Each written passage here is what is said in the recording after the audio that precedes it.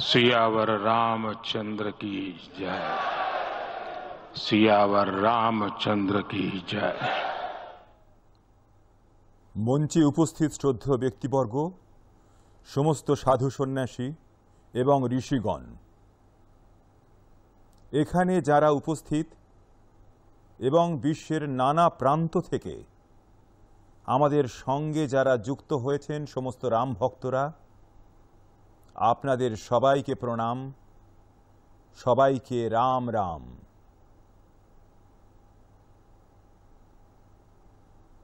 আজ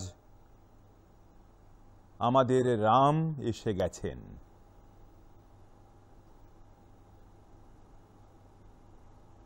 অনেক শতাব্দীর প্রতীক্ষার পর আমাদের রাম এসে গেছেন।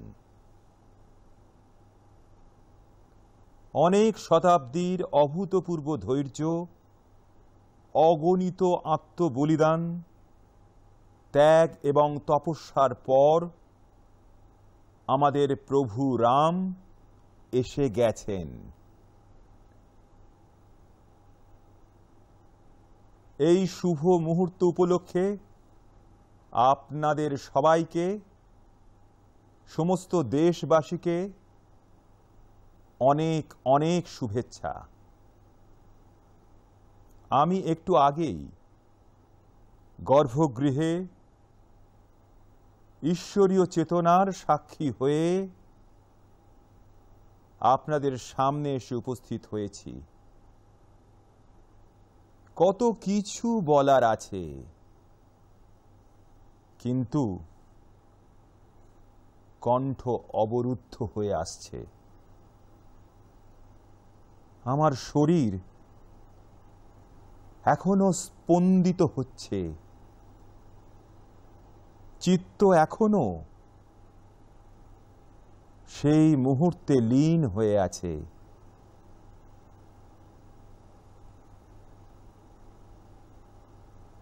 আমাদের রামলালা এখন আর তাঁবুতে থাকবেন না।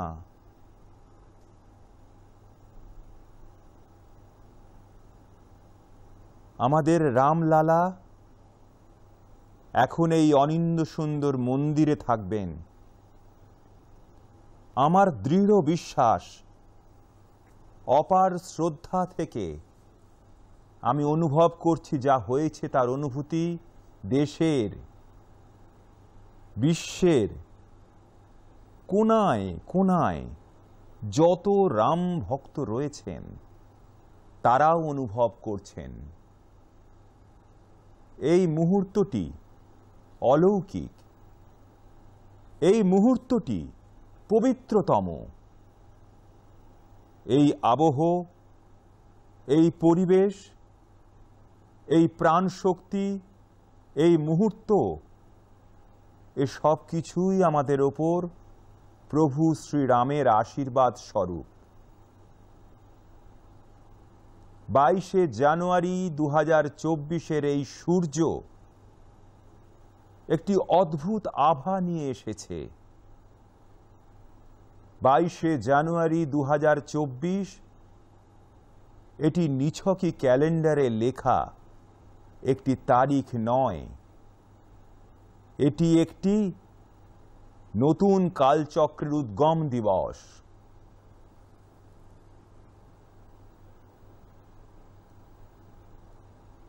রাম মন্দিরের ভূমি পূজনের পর থেকে প্রতিদিন গোটা দেশে উৎসাহ ও উদ্দীপনা ক্রমেই বাড়ছিল।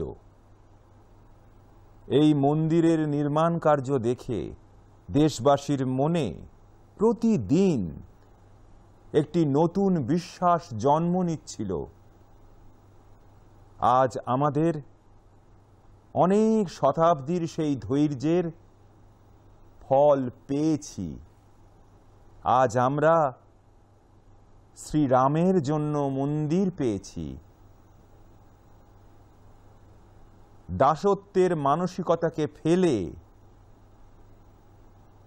যে দেশ উঠে দাঁড়িয়েছে, অতীতের প্রতিটি দংশনের বিরুদ্ধে সাহসিকতার সঙ্গে যে দেশ বুক চিতিয়ে দাঁড়িয়েছে, সে দেশই এরকম নতুন ইতিহাস সৃষ্টি করতে পারে। আজ থেকে 1000 বছর পরেও মানুষ আজকের এই দিনটি নিয়ে, আজকের এই মুহূর্তটি নিয়ে আলোচনা করবেন। আর এটা প্রভু রামচন্দ্রের কত বড় কৃপা যে আমরা সবাই এই মুহূর্তে জীবিত রয়েছি, এই ঘটনাটি চোখের সামনে ঘটতে দেখছি। আজকের দিনে সমস্ত দিশা, সমস্ত দিক দিগন্ত সব দিব্যতায় পরিপূর্ণ হয়ে উঠেছে। এই সময় সামান্য সময় নয়, এই সময় কালচক্রের সর্বকালীন, কালি দিয়ে কখনো যা লেখা যায় না, স্মৃতিরেখাগুলি অঙ্কন করে যাচ্ছে।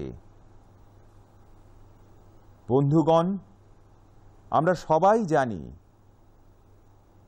যেখানে রামের কোনো কাজ হয় সেখানে পবনপুত্র হনুমান অবশ্যই বিরাজমান থাকেন। সেজন্য আমি রাম ভক্ত হনুমান এবং হনুমানগড়িকেও প্রণাম জানাচ্ছি। আমি মাতা জানকী, লক্ষণজি, ভরত, শত্রুঘ্ন সবাইকে প্রণাম জানাই। আমি পবিত্র অযোধ্যাপুরী এবং পবিত্র সরযূ নদীকেও প্রণাম জানাই।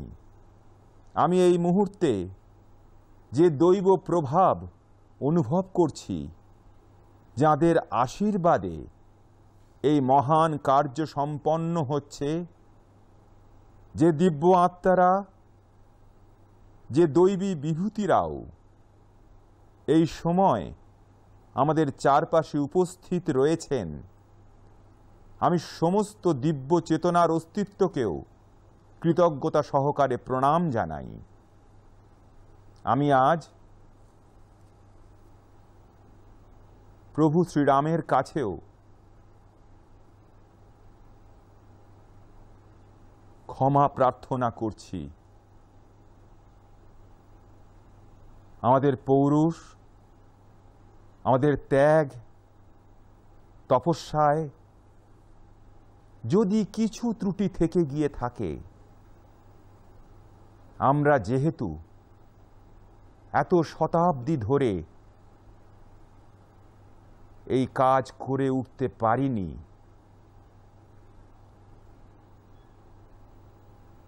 আজ সেই ত্রুটি দূর হয়েছে।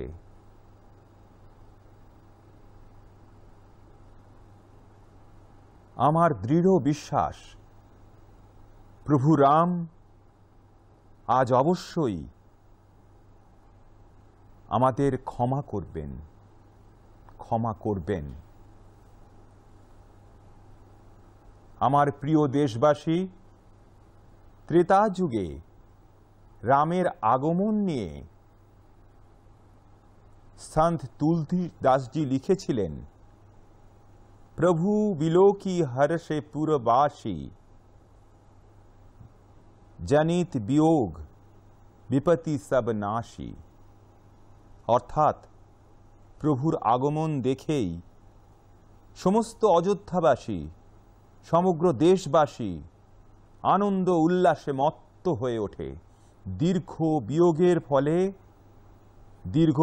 ফলে যে বিরহ তৈরি হয়েছিল তারও অন্ত হল। সেই কালখণ্ডে সেই বিয়োগ বিরহ মাত্র 14 বছরের ছিল। তখন সেই 14 বছর এত অসহ্য ছিল। বর্তমান যুগে অযোধ্যা এবং দেশবাসীকে কয়েকশো বছর এই বিরহ সহ্য করতে হয়েছে।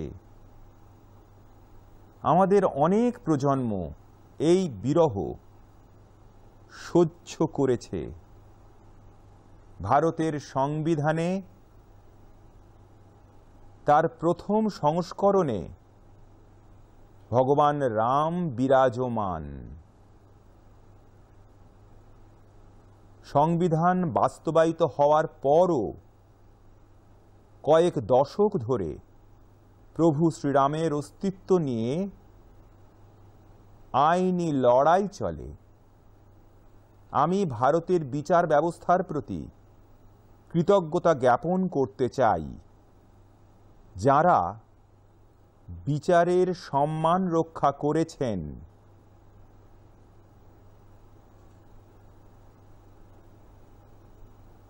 আইন ব্যবস্থায়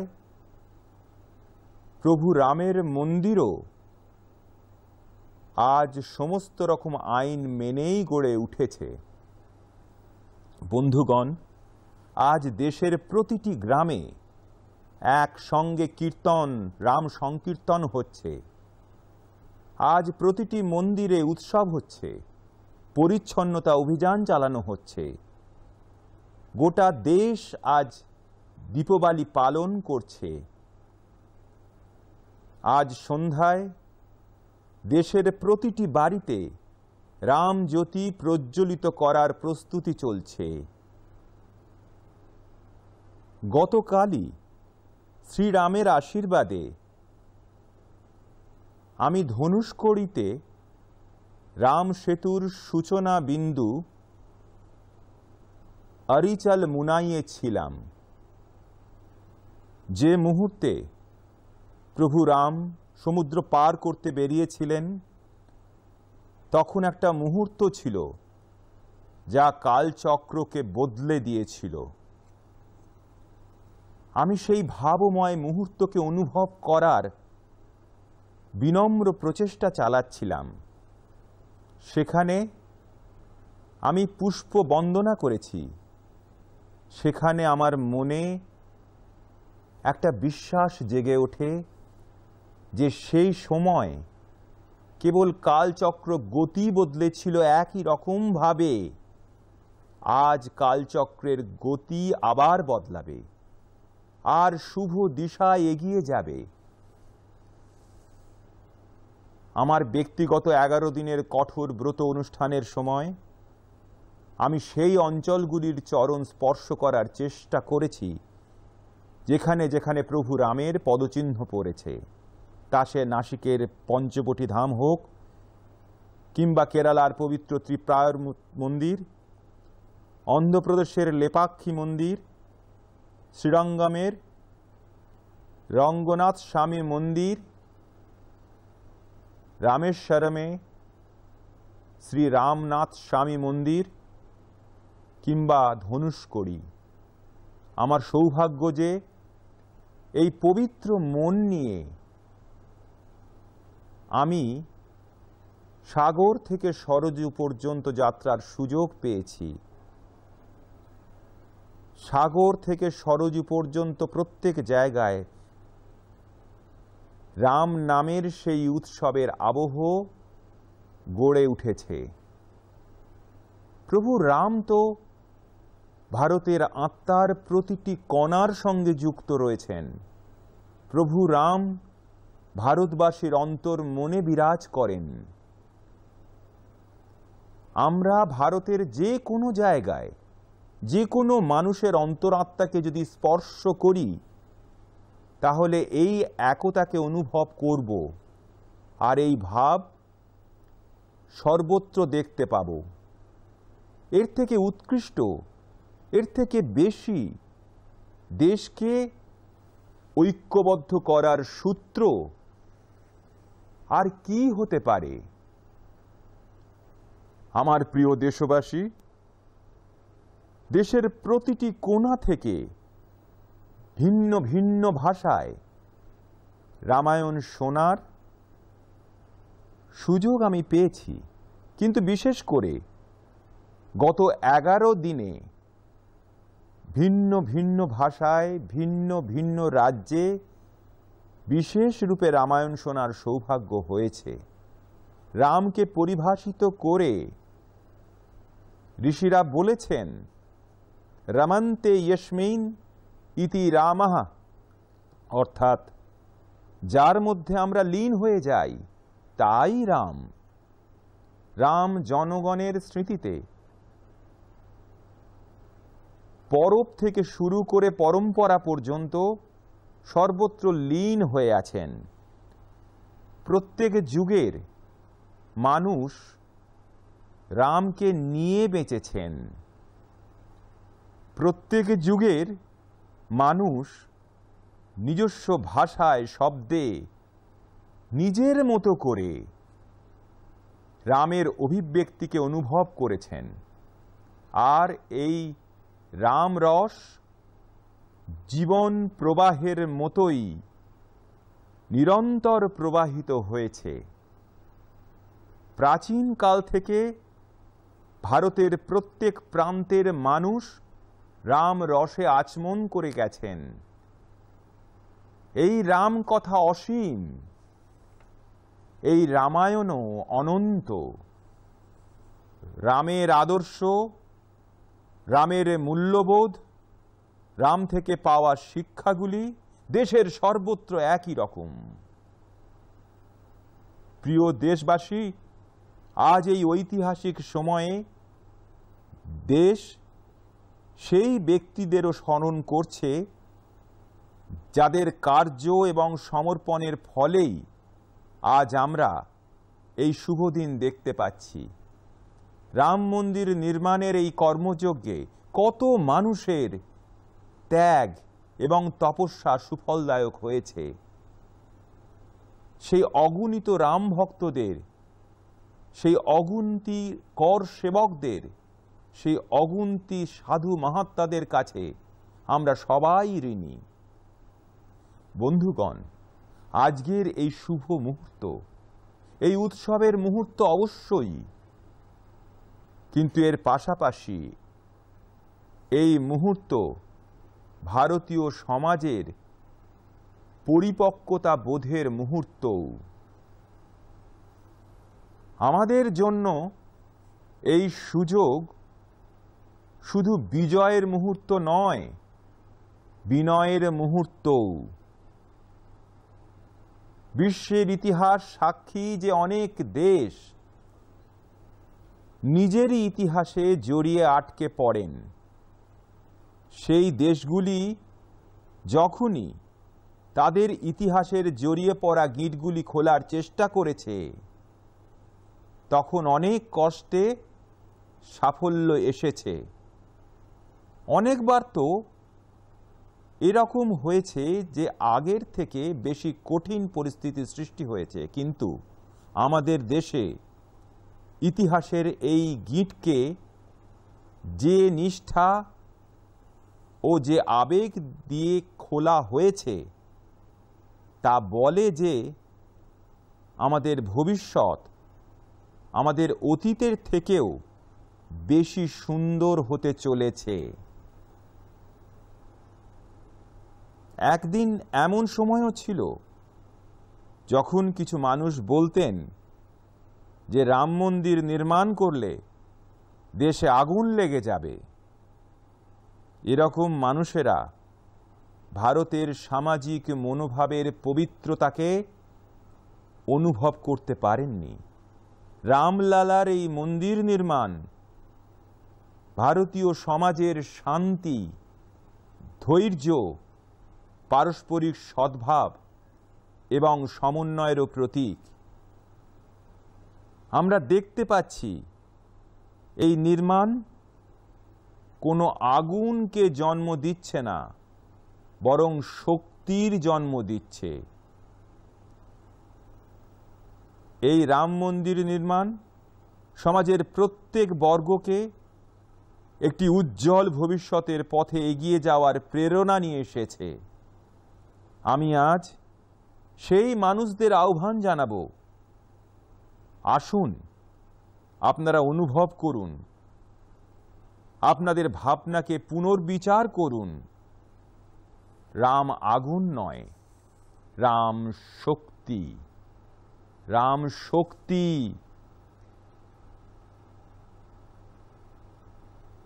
রাম বিবাদ নয়, রাম সমাধান। রাম শুধু আমাদের নয়, রাম তো সবার। রাম শুধু বর্তমান নয়, স্রেফ বর্তমান নয়, রাম অনন্তকালের। বন্ধুগণ, আজ যেভাবে রাম মন্দির প্রাণ প্রতিষ্ঠার এই আয়োজনের সঙ্গে গোটা বিশ্ব যুক্ত হয়েছে, এতে রামের সর্বব্যাপকতার দর্শন আমরা করতে পারছি। ভারতের সর্বত্র যেভাবে উৎসব পালিত হচ্ছে, ঠিক একইভাবে আরও অনেক দেশে আজ অযোধ্যার এই উৎসব রামায়ণের সে আন্তর্জাতিক পরম্পরারও উৎসবে পরিণত হয়েছে। রামলালার এই প্রতিষ্ঠা বসুধৈব কুটুম্বকমের ভাবনায় প্রতিষ্ঠিত। বন্ধুগণ, আজ অযোধ্যায় নিছকই শ্রীরামের বিগ্রহ রূপে প্রাণ প্রতিষ্ঠা হয়নি, এটি শ্রীরামের রূপে সাক্ষাৎ ভারতীয় সংস্কৃতির প্রতি অটুট বিশ্বাসেরও প্রাণ প্রতিষ্ঠা হয়েছে।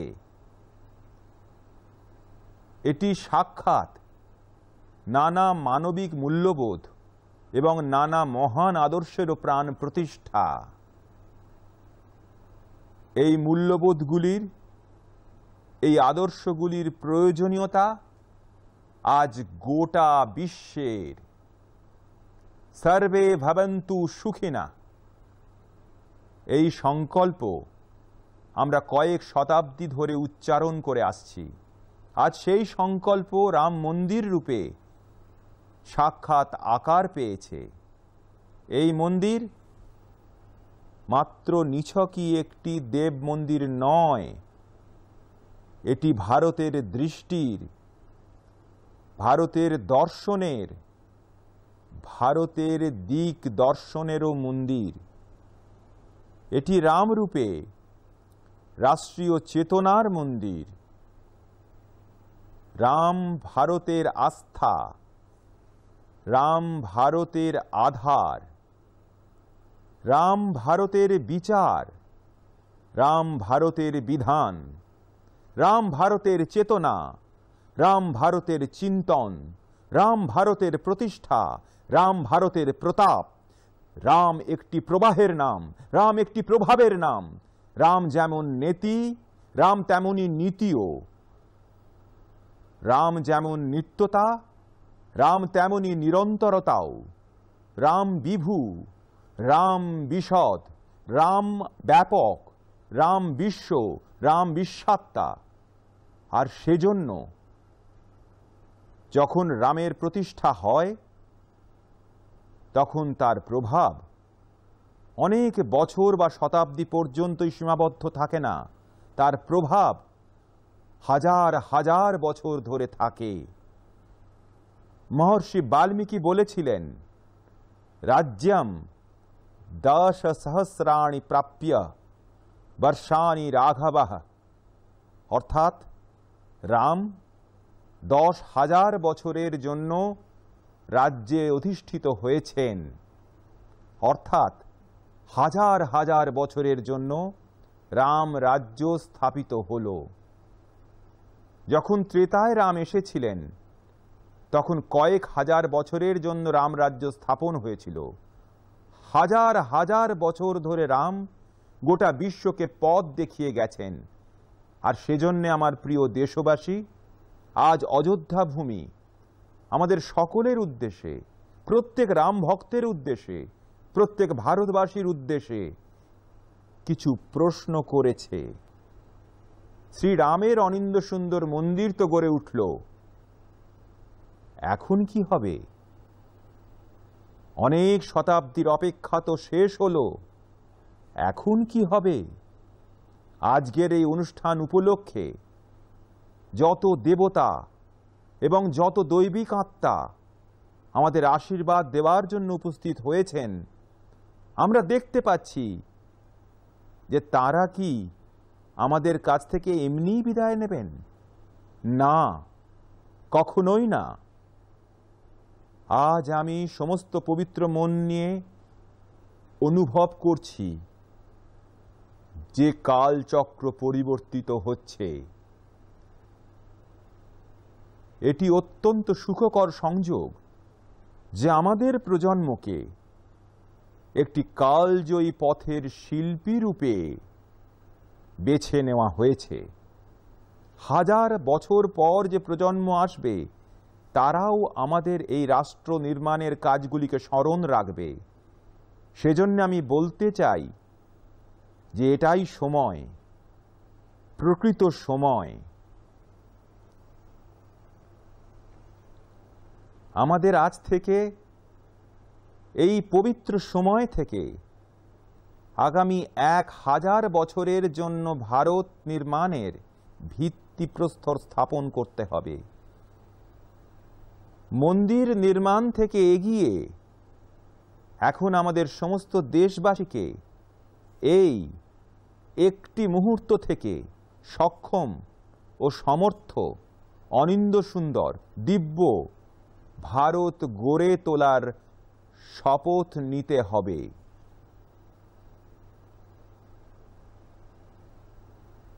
শ্রী রামচন্দ্রের ভাবনা মানুষের পাশাপাশি জনমানসেও যেন থাকে, এটাই রাষ্ট্র নির্মাণের সিঁড়ি।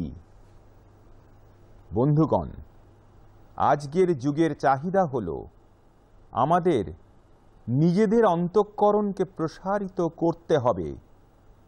আমাদের চেতনার বিস্তার দেবতা থেকে দেশ পর্যন্ত, রাম থেকে রাষ্ট্র পর্যন্ত হওয়া উচিত।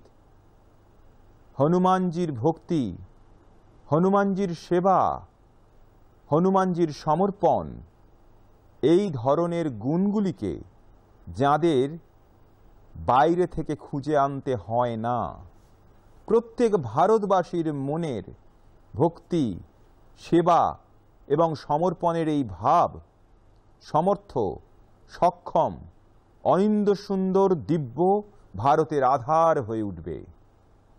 আর এটাই তো দেবতা থেকে দেশ, রাম থেকে রাষ্ট্র চেতনার সঠিক বিস্তার। দূর দূরান্ত অরণ্যে, কুটিরে জীবন ধারণকারী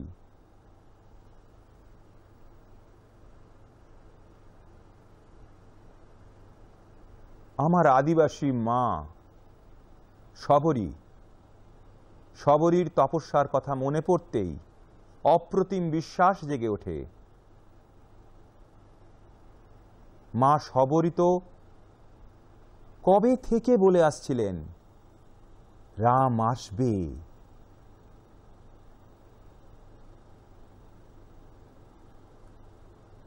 প্রত্যেক ভারতবাসীর মনে জেগে ওঠা এই বিশ্বাস সমর্থ ও সক্ষম অনিন্দ্য সুন্দর দিব্য ভারতের আধার হয়ে উঠবে। আর এটাই তো দেশ থেকে দেশ এবং রাম থেকে রাষ্ট্র চেতনার বিস্তার। আমরা সবাই জানি নিষাদ রাজের বন্ধুত্ব সব বন্ধনের মূল কথা। নিষাদ রাজের রামের প্রতি ভালোবাসা, প্রভু রামের নিষাদ রাজের জন্য ভালোবাসা কতটা মৌলিক। সবাই আপন, সবাই সমান। প্রত্যেক ভারতবাসীর মনে আপনত্বের ও বন্ধুত্বের এই ভাবনা অনিন্দ্য সুন্দর, সমর্থ, সক্ষম দিব্য আধার ভারতের হয়ে উঠবে। আর এটাই তো দেবতা থেকে দেশ, রাম থেকে রাষ্ট্র চেতনার সঠিক বিস্তার। বন্ধুগণ, আজ দেশে নিরাশার এক বিন্দুও স্থান নেই। আমি তো অত্যন্ত সামান্য, আমি তো অত্যন্ত ক্ষুদ্র। যদি কারোর মনে এরকম কথা উদয় হয় তাহলে তার সেই কাঠবিড়ালির অবদানের কথা স্মরণ করা উচিত। কাঠবিড়ালির স্মরণই আমাদের এই দ্বিধা থেকে মুক্ত করবে, আমাদের শেখাবে যে ছোট বড় প্রত্যেকের প্রতিটি প্রচেষ্টার নিজস্ব শক্তি থাকে, নিজস্ব অবদান থাকে। আর সকলের প্রচেষ্টার এই ভাবনা সমর্থ, সক্ষম, অনিন্দ্য সুন্দর দিব্য ভারতের আধার হয়ে উঠবেই। আর এটাই তো দেবতা থেকে দেশ, রাম থেকে রাষ্ট্রের, রাষ্ট্র চেতনার সঠিক বিস্তার। বন্ধুগণ, লঙ্কাপতি রাবণ অত্যন্ত জ্ঞানী ছিলেন, ভীষণ শক্তিশালী ছিলেন, কিন্তু জটায়ুজির মূল্যবোধ ও নিষ্ঠাকে দেখুন। তিনি সেই মহাবলী রাবণের বিরুদ্ধে লড়াই করেছেন। তিনিও জানতেন যে রাবণকে পরাস্ত করতে পারবেন না, কিন্তু তবুও তিনি রাবণকে বাধা দিয়েছিলেন। কর্তব্যবোধের এই পরাকাষ্ঠাই সমর্থ, সক্ষম, অনিন্দ্য সুন্দর দিব্য ভারতের আধার হয়ে উঠবে। আর এটাই তো দেবতা থেকে দেশ, রাম থেকে রাষ্ট্র চেতনার সঠিক বিস্তার। আসুন আমরা এই সংকল্প গ্রহণ করি যে রাষ্ট্র নির্মাণের জন্য আমরা নিজেদের জীবনের প্রতিটি মুহূর্তকে নিয়োজিত করব। রাম কর্ম থেকে রাষ্ট্রকর্ম, সময়ের প্রতিটি মুহূর্ত, শরীরের প্রতিটি কণা রাম সমর্পণকে রাষ্ট্র সমর্পণের ধ্যেয়র সঙ্গে যুক্ত করুন। আমার প্রিয় দেশবাসী, আমাদের এই প্রভু শ্রীরামের পুজো যেন বিশেষ হয়ে ওঠে। এই পূজা স্ব থেকে ওপরে উঠে সমষ্টির জন্য হওয়া উচিত। এই পূজা অহম থেকে ওপরে উঠে বয়মের জন্য হওয়া উচিত। প্রভু শ্রীরামের জন্য আমরা যে ভোগ দেব তা যেন আমাদের বিকশিত ভারতের জন্য। পরিশ্রমের পরাকাষ্ঠার প্রসাদও হয়ে ওঠে আমাদের নিত্য পরাক্রম, পৌরুষ, সমর্পণের প্রসাদ প্রভু রামকে নিবেদন করতে হবে। এর মাধ্যমেই নিত্য প্রভু রামের পুজো করতে হবে। তবেই আমরা ভারতকে বৈভবশালী এবং বিকশিত করে তুলতে পারব। আমার প্রিয় দেশবাসী, এটি ভারতের উন্নয়নের অমৃতকাল। আজ ভারত যুব শক্তির পুঁজিতে পরিপূর্ণ, শক্তিতে পরিপূর্ণ। এরকম ইতিবাচক পরিস্থিতি না জানি আবার কত বছর পরে আসবে। আমাদের এখন লক্ষ্যভ্রষ্ট হলে চলবে না, আমাদের এখন বসে থাকলে চলবে না। আমি আমার দেশের যুব সমাজকে বলবো, আপনাদের সামনে এখন হাজার হাজার বছরের পরম্পরার প্রেরণা রয়েছে।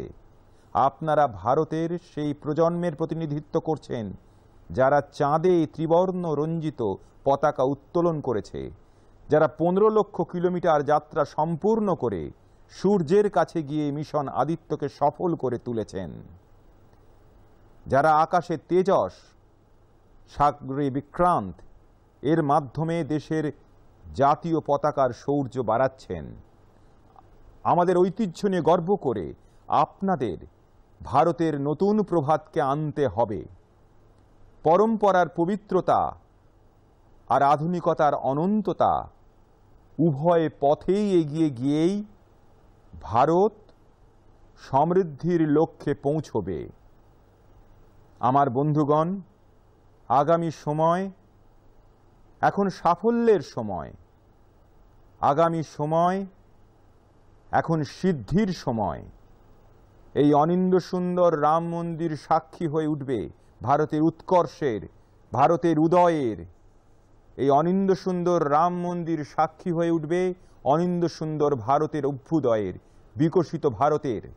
এই মন্দির আমাদের শেখাচ্ছে, যদি লক্ষ্য স্থির থাকে, সত্য প্রমাণিত হয়, যদি লক্ষ্য সমূহের সংগঠন শক্তি থেকে জন্ম নেয়, তখন সেই লক্ষ্য পূরণ করা অসম্ভব নয়। এটা ভারতের সময়, আর ভারত এখন এগিয়ে যাবে। অনেক শতাব্দীর প্রতীক্ষার পর আমরা এখানে পৌঁছেছি। আমরা সবাই নতুন যুগের এই সময়ের জন্য অপেক্ষা করেছি। এখন আর থামব না আমরা উন্নয়নের উচ্চতায় পৌঁছবই। এই মনোভাব নিয়ে